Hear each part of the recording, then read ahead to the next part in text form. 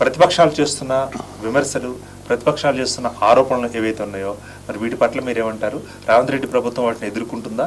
ఎదుర్కొంటూ మిగతా ఇంకా 3 ఏళ్ళు 4 ఏళ్ళు కూడా వెళ్ళే అవకాశం ఉందంటారా?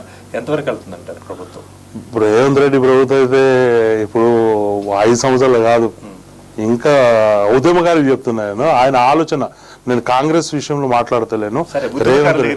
రేవంత్ రెడ్డి మన సెక్రటేరియట్ ఆపోజిట్ లో రాజీవ్ గాంధీ విగ్రహం విషయంలో తెలంగాణ తల్లి లేదు, గిల్లి లేదు, ఎటువంటి విగ్రహం లేదంటూ కూడా రేవంత్ రెడ్డి గారు చేయడం సోషల్ మీడియాలో మనం అందరం విన్నాం.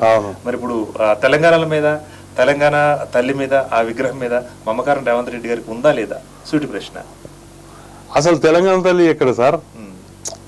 మీరు తెలంగాణ రాష్ట్రంలో ఎన్ని విగ్రహాలు అయితే తెలంగాణ తల్లి విగ్రహాలు ఉన్నాయి కదా, నాకింత ప్రభుత్వం పవర్ ఇస్తే 1 రోజు కూల్చేస్తా నేను. అది కవిత విగ్రహాలు సార్, అవి కాంట్రవర్సీ కాదు, అవి కవిత విగ్రహాలు సార్. అవి ముందు ఆలోచనతోటి కేసీఆర్ పెట్టింది కవిత. మీరు తెలంగాణ తల్లి ముఖాన్ని చూడండి. కొత్త విషయం కాదు. నేను 2000 మొదటి తెలంగాణ తల్లి విగ్రహం పెట్టినప్పుడే నేను దానికి ఆపోజిట్ అప్పటి నుంచో మాట్లాడతాను. నేను 2 ఫోటోలు పెట్టుకున్నాను చాలా సార్లు. నేను ఇప్పుడు మీరు కవిత ఫోటో తీసుకోండి, నా దగ్గర ఎప్పుడు ఉంటాయి కానీ ఈరోజు నేను తీసుకురాలే. కవిత ఫోటో చూడండి, తెలంగాణ తల్లి విగ్రహం ఫోటో చూడండి, ఇద్దరు చూస్తే సేమ్ ముఖాలు ఉంటాయి. తెలంగాణ తల్లి అంటే సాకలి ఐలమ్మ.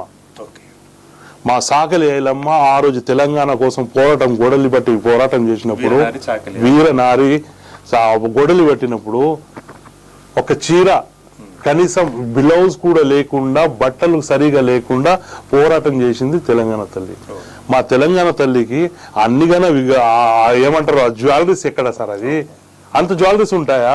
అది కవితమ్మకు ఉంటాయి అంతగానం జ్యువెలరీస్. మీరు ఖచ్చితంగా మీరు గమనించండి, ఇన్ని రోజులు గమనించలేదు. తెలంగాణ తల్లి ముఖము కవిత ముఖం సేమ్ ఉంటది. కొత్త విషయం రాక్షసి సార్ అది. నేను తెలంగాణ విగ్రహం ఉంది కదా, నేను ఎన్నోసార్లు నేను కోదండరామ్ గారిని అడ్డుకున్నా. కోదండరామ్ గారు తెలంగాణ తల్లి విగ్రహ ఆవిష్కరణకు వస్తే నేను ఫోటోలు డైరెక్ట్ పెట్టి, అది తెలంగాణ తల్లి కాదు సార్, కేసీఆర్ బిడ్డ కవిత బొమ్మ, అది భైరూపి రాక్షసి, మీరు విగ్రహ ఆవిష్కరణ ఎట్లా చేస్తారు? మీరు ఉద్యమాల్లో ఉన్నారు, మీరు ఎవరైతే అమరులు అయినారు కదా వాళ్ళకు స్తూపాల కోసం వాళ్ళకని ఈ రాక్షసి కోసం పోవద్దు సార్ అని నేను మొదటి దశ ఎప్పుడైతే మొదటిసారి విగ్రహ ఆవిష్కరణకు వచ్చినప్పుడు అప్పుడు అడ్డుకుంటే అప్పుడు నా మీద కేసులు పెట్టారు. కేసులైంది నా మీద, దీక్షలో కేసులైన నా మీద. అది కూడా వీళ్ళు డైరెక్ట్ నా మీద కేసులు పెట్టలేక ఏం చేశారంటే అక్కడ అడ్డుకొని సిఐ చేతు ఇరగొట్టేసి సిఐని కొట్టినట్టు క్రియేట్ చేసి నా మీద కేసులు పెట్టారు ఆ టైంలో. ఇది తెలంగాణ తల్లి కాదు. నేను రేవంత్ అన్నను కూడా రిక్వెస్ట్ చేస్తున్నా, నేను తెలంగాణ తల్లి రూపకల్ప ఏదైతే ఉండదో మార్చాల దాన్ని ఖచ్చితంగా. అది కవిత బొమ్మ. నేను ఎప్పుడు కాదు, నేను సచ్చినంత కాలం అది కవిత రాక్షసి అని చెప్తాను నేను. నా మీద ఎన్ని కేసులైనా పర్లేదు, కానీ నేనైతే తెలంగాణ తల్లి నాకు నిజమైన నా తెలంగాణ తల్లి సాకలేలమ్మ. నా తెలంగాణ తల్లి సాకలేలమ్మ.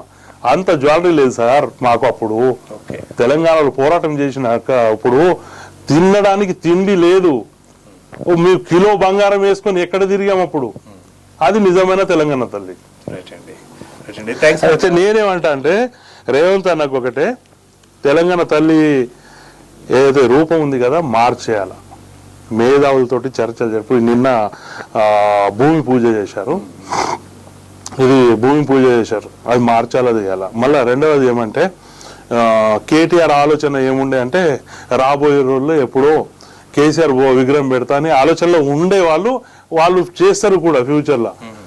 తెలంగాణలో ఉన్న యావత్ తెలంగాణ సమాజానికి చెప్తున్నా, ఈ తాగుబోతు విగ్రహం తెలంగాణలో ఎక్కడ ఉండదు.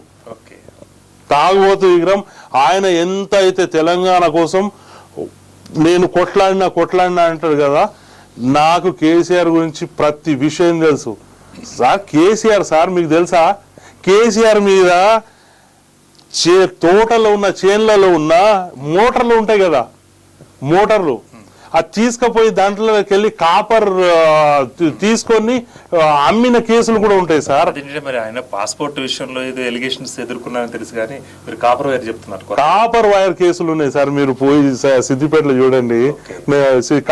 కాపర్ దొంగతనం కేసులు ఉంటాయి, రోడ్ల మీద లారీలను ఆపి పైసలు గుంజుకున్న కేసులు ఉంటాయి, కార్లు అడ్డుకున్న కేసులు ఉంటాయి.